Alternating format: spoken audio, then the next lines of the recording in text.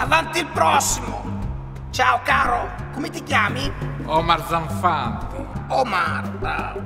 Dal tuo curriculum, Omar, vediamo che hai un sacco di esperienze, Miglior salvataggio 2008, Fischitto d'oro 2011. Insomma, diciamo come pratica siamo avanti.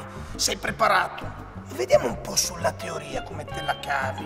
Facciamo un po' di storia della vita di Aquafan.